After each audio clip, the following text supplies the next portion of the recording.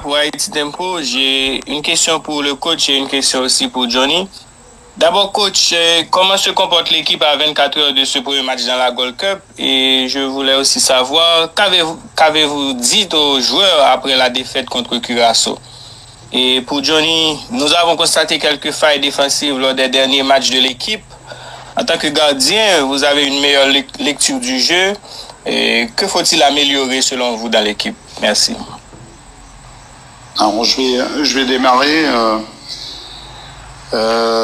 Concernant ce que j'ai pu dire aux joueurs, c'est que c'est une chance incroyable de pouvoir revêtir le maillot haïtien dans cette période difficile pour le pays et face à d'aussi belles nations que nous allons rencontrer, telles Saoudi, Trinidad et Tobago et les États-Unis.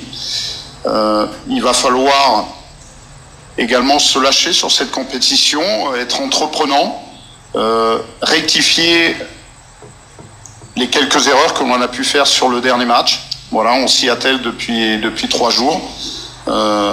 Donc non, tous les feux sont au vert pour moi. Je n'ai qu'à me louer depuis mon intronisation avec la sélection d'Haïti du comportement des joueurs d'une manière générale. Les garçons sont heureux de venir défendre les couleurs de leur pays, très fiers.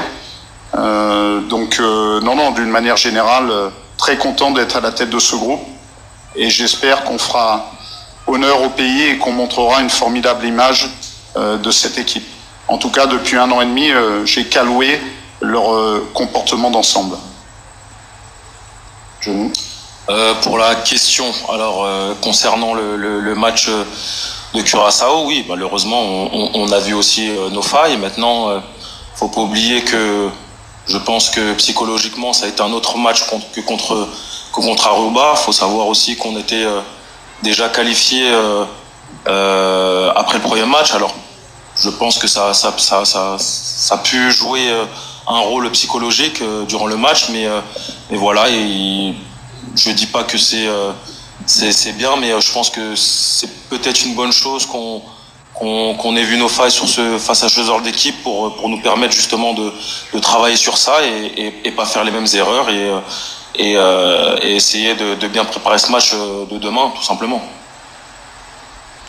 Merci. On va passer aux questions de Ricardo Placide. Bonsoir, coach Minien. Oui. Bonsoir, coach Minien. Bonsoir. Je suis Ricardo de Total Mix.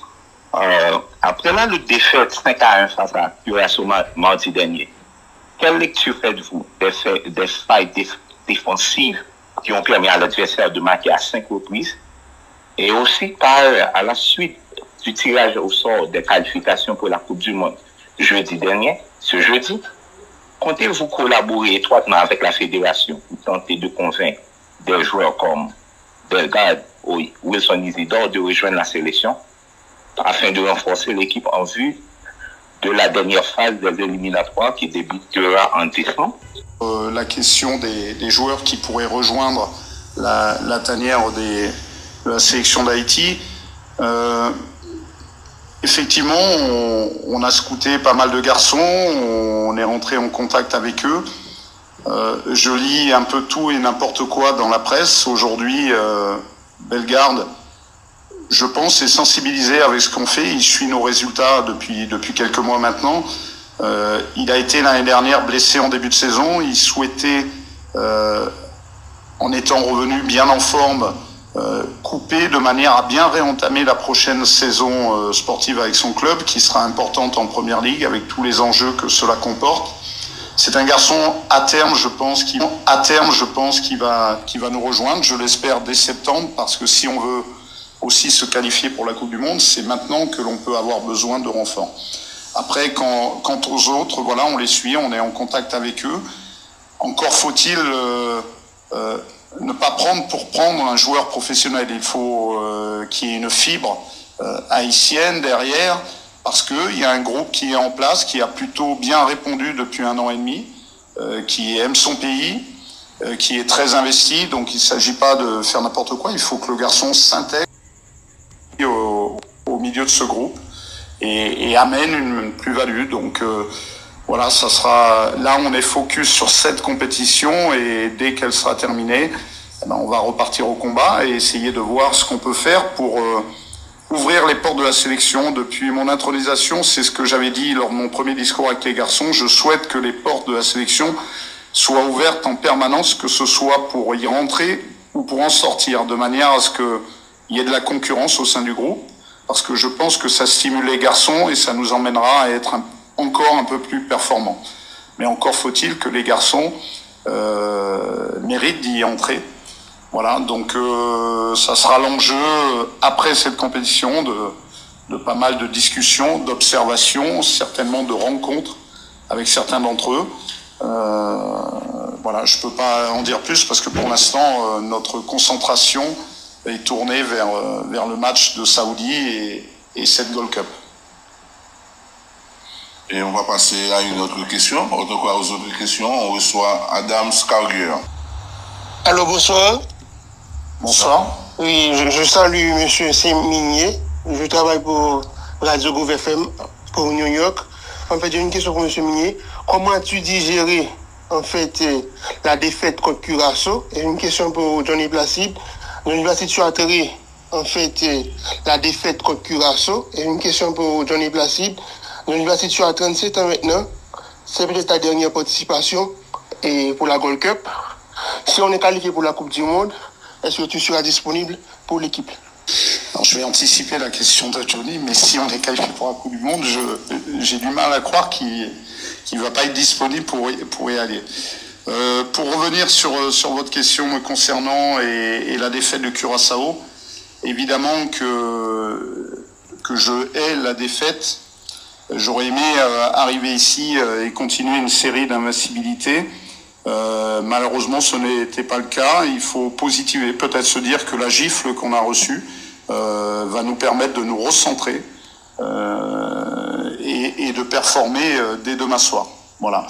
Maintenant, j'apprends aussi à connaître les Haïtiens. J'ai été surpris de voir la portée de cette défaite, les commentaires assez négatifs.